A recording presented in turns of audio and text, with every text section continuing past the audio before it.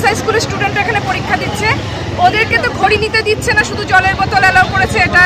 আর সব থেকে বড় যেটা সে টানিয়ে দিয়েছে, ক্যালকুলেটর দিচ্ছে না। তাহলে আমাদের কথা হচ্ছে ওরা ফিজিক্স কেমিস্ট্রি ম্যাথ করবে কি দিয়ে? ওই অত বড় বড় ডিজিজগুলো যে ওদের ক্যালকুলেট করতে হবে কি করে সম্ভব?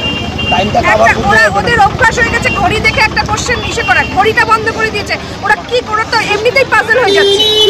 ওদের এতটা টেনশন দেওয়ার মানেটা কি? মাধ্যমিকে প্রশ্নপত্র ফাঁস করা আটকাতে পারলো না, উচ্চ মাধ্যমিকের বাচ্চাদের এত হ্যারাস করার মানেটা কোথায়?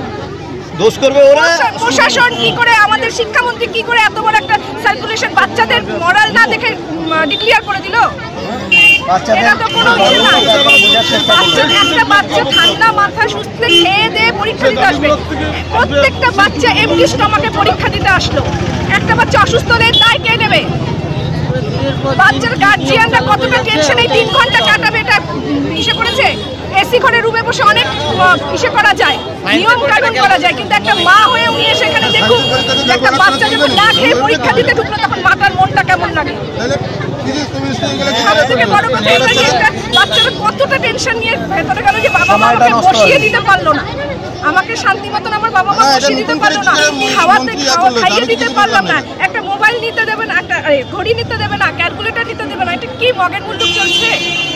আমাকে এসেছে সকাল 8:30 কেউ খেতে পারে না। এখন আমরা খালি ওয়েট করছি, কেউ বাই চান্স যদি অসুস্থ হয়ে যায় বেরিয়ে আসে তখন কিছু তো একটা করতে হবে, ওই জন্য আমরা ওয়েট করছি। নাহলে আমাদের বাচ্চারা ঢুকে গেছে, প্রথম দিন গার্জিয়ানদের ঢুকতে দেয়নি, বাচ্চারা সিট নাম্বারকে একা খুঁজে বের করবে। এটা কি শিক্ষামন্ত্রী নিজের সন্তান নেই, সে কি নিঃসন্তান? তার কি সেন্স নেই যে পিতৃস্নেহ মাতৃস্নেহ কাকে বলে? তার সেন্স নেই।